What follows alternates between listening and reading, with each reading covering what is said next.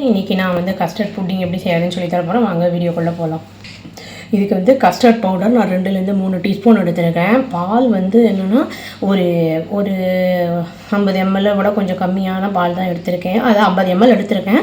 அதில் கொஞ்சம் வந்து தனியாக எடுத்து வச்சுட்டேன். இன்னும் நான் வந்து இந்த மாதிரி தனியாக எடுத்து வச்சுருக்கேன் நான். அப்புறம் வந்து நம்ம வேணுங்கிற ஃப்ரூட்ஸ் எடுத்துக்கலாம். பட் ஆனால் புளிப்பு இல்லாமல் இனிப்பாக இருக்கிறத எடுத்தால் தான் நல்லாயிருக்கும். பைனாப்பிள் எடுத்து நல்லா சாப் பண்ணி வச்சுருக்கேன். வாட்டர்மெலன் நல்லா சாப் பண்ணியிருக்கேன். செரியும் சாப் பண்ணி வச்சுருக்கேங்க நான். அப்புறம் க்ரீன் கிரேப்ஸையும் நல்லா வாஷ் பண்ணிவிட்டு சாப் பண்ணி வச்சுருக்கேன். நம்ம வந்து இது எடுத்துக்கலாம், மஸ்க் மெலன் கிர்னி எடுக்கலாம், நல்லா சாப் பண்ணிக்கலாம். வாழைப்பழம் கூட போடலாம், நல்லாயிருக்கும். மாதுளையும் போடலாம். இப்போ எப்படி பண்ணுறதுன்னு பார்க்கலாங்க. சுகர் தேவையான அளவு எடுத்துருக்கேங்க.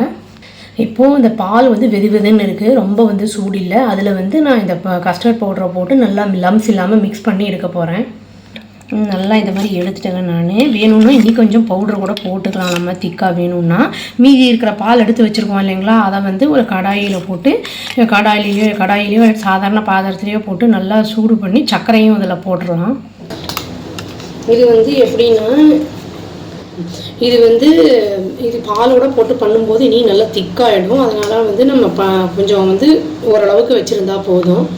இப்போ பாலில் நான் வந்து சூடு பண்ணிகிட்ருக்கேங்க. சர்க்கரையும் போட்டேன், கரைஞ்சிரும். இந்த நல்லா கொதிச்சு வர ஸ்டேஜில் இந்த பேஸ்ட்டையும் போட்டுடலாம். நம்ம கஸ்டர்ட் பவுடரில் சுகர் இல்லை, வேணும்னா நம்ம ஜீனி நிறைய போட்டுக்கலாம். ஃப்ரூட்ஸில் நேச்சுரல் சுகர் இருக்கிறனால நான் கம்மியாக தான் போட்டிருக்கேங்க.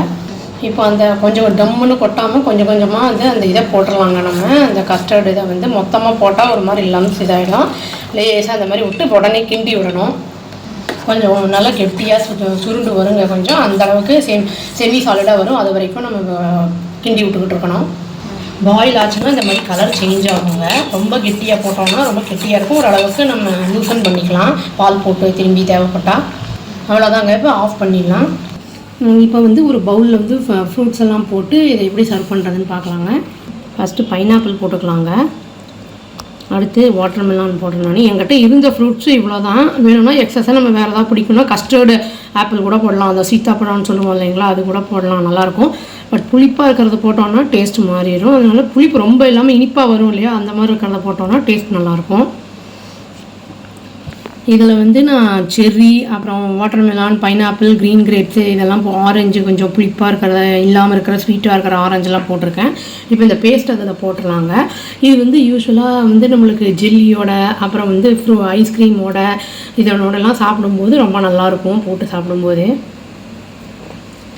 இதை வந்து நம்ம ஃப்ரிட்ஜில் வச்சு சாப்பிட்லாங்க. ரொம்ப குழந்தைங்க நம்ம என்ன சாதாரணமாக அப்படியே சாப்பிட்ருவோம். குழந்தைங்கள்லாம் வந்து கொஞ்சம் சீக்கிரத்தில் இந்த பழங்கள்லாம் சாப்பிட மாட்டாங்க. இந்த மாதிரிலாம் பண்ணி கொடுக்கும்போது விரும்பி சாப்பிடுவாங்க. லேசாக வந்து டெக்கரேட் பண்ணி விட்டுறலாம். இதை அவ்வளோதாங்க. ஈஸியான டேஸ்டியான அந்த புட்டிங் நல்லா ரெடி ஆகிடுச்சு. கஸ்டர்ட் பவுடர் வச்சு பண்ணுறது. இது சப்போஸ் ரொம்ப கெட்டியாக இருக்குன்னு ஃபீல் பண்ணால் இனி கொஞ்சம் பால் போட்டு இன்னும் கொஞ்சம் தண்ணி பண்ணிக்கலாம்னு நான் இந்த கன்சிஸ்டன்சியில் வச்சுருக்கேன். சூடு ஆறினவுடனே தான் நம்ம ஃப்ரிட்ஜில் வைக்கணும், அப்படியே வந்து வைக்கக்கூடாது. அதை வந்து நல்லா சில்லு ஆனவுடனே சாப்பிடும்போது ரொம்ப நல்லாயிருக்கும் டேஸ்ட்டு. ட்ரை பண்ணி பார்த்து எப்படி இருக்குன்னு சொல்லுங்கள். அவ்வளோதான். Thank you. Please do like, share and subscribe our channel and click the all option and tap the bell icon. Thank you.